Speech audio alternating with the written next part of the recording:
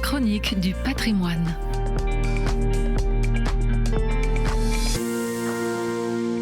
La synagogue de Strasbourg. L'histoire des Juifs de Strasbourg est une histoire douloureuse. Expulsés après un massacre survenu lors de la Grande Peste en 1349, ils ne sont admis à résidence qu'au moment de la Révolution, et encore non sans opposition.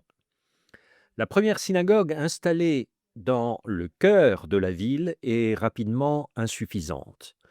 C'est alors un bel édifice d'inspiration romane qui est élevé sur le quai Kléber, à côté des Halles et de la première gare de la ville.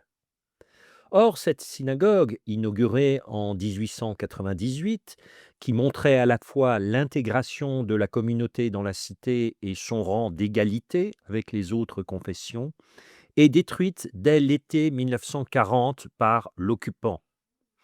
Lorsque la communauté se reconstitue après 1945, de longues discussions sur le choix de la reconstruction aboutissent à un échange foncier. La nouvelle synagogue et le centre communautaire seront construits en bordure du parc du Comtade et de l'avenue de la Paix, l'une des plus belles avenues de la ville. L'édifice est inauguré le 23 mars 1858. L'architecte, Claude Meyer-Lévy, parvient à résoudre la question de la perspective en créant un beau parvis sur la façade latérale. L'édifice se veut moderne, avec des murs en claustras qui reproduisent l'étoile de David et des parois recouvertes d'un parement en pierre blanche.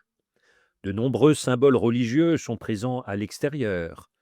Une menorah, chandelier à 6 branches, les colonnes évoquant les 12 tribus d'Israël, dont les emblèmes figurent sur la grande porte, et surtout l'inscription « Plus fort que le glaive est mon esprit », traduction d'un verset tiré du prophète Zacharie, également écrit en hébreu.